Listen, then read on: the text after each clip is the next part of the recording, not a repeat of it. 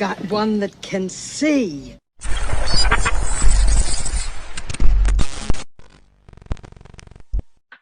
Well, it was once considered a conspiracy theory that vaccines might alter your mind, that they're meant for some sort of mind control. People said this during COVID-19. They said, oh, you know what? These vaccines might be doing something kind of weird to our brain. They might be doing this on purpose to us. And people said, oh, you are just a wacky conspiracy theorist. Well, now it turns out that newly circulating declassified CIA documents prove that, yes, the CIA actually has been, for decades, potentially researching how vaccines could be used for mind control, as well as many other methods. The documents that are circulating around are regarding Project Artichoke, is what it was called. Now, you're all familiar with MK Ultra, but this is a different mind control operation, apparently, inside the CIA. These documents here are called Special Research for Artichoke. They're dated the 21st of April of 1952, and there's a memo and an attachment. Also circulating around is this document here, which is a document from 1977. These are more artichoke files that were found later, and this is an internal CIA memo that was written in 1977 about these. Whoops, we found more files about this Project Artichoke several years later, a couple of decades later, 1977. Basically, the first set of documents, the Project Artichoke documents and memo, lay out what they want to do. So this says, look, we've got this grand idea of how we're basically going to drug people and do all kinds of weird experiments on them to see if we could control their minds. And it was all hypothetical. These documents don't show that anything was actually done. It just shows that we've got these really crazy ideas, and they're extremely unethical, inhumane, terrible, terrible ideas. And then the 1977 leak of documents say, oh, yeah, well, actually, the government did it. They did all of those terrible things they said they were doing in that previous memo. They did it. And now here's some of the forgotten data and archives that we have from when they did all of those terrible things, which if anybody thinks they stopped doing those terrible things, well,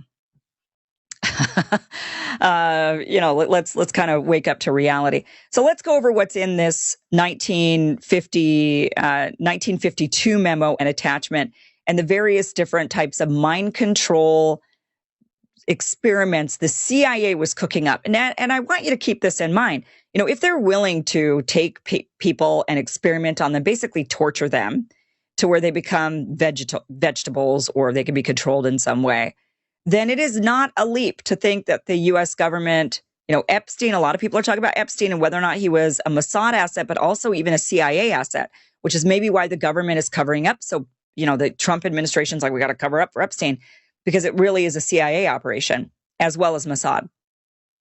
It's not a leap to think that Epstein would be with the CIA doing all of these heinous crimes against children, young girls, against people, when clearly what we've seen time and time again is the CIA has absolutely no morals or ethics. They are above the law, and pedophile, no problem.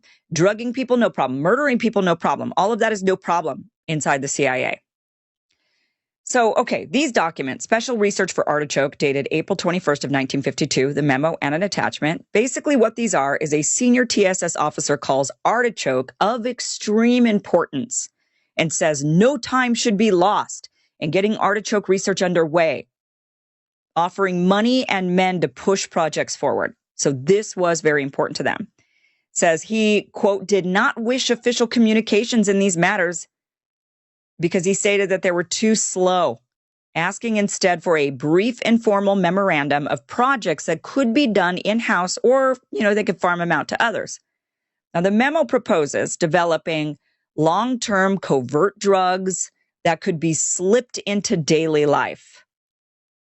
Drugs that were, quote, administered over a considerable period of time, possibly being placed in food or water that caused either agitation or depression.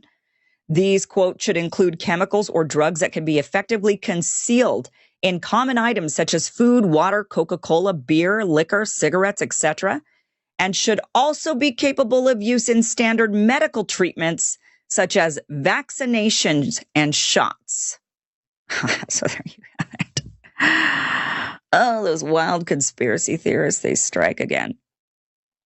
It calls for an exhaustive study of gases and aerosols and oxygen deprivation. Gas guns, jets, or sprays, both concealed or open, should be studied, it says, quote unquote, along with, quote, possible permanent brain injury and amnesias following lack of oxygen or exposure to other gases. They have no morals. They have no ethics. They have no humanity.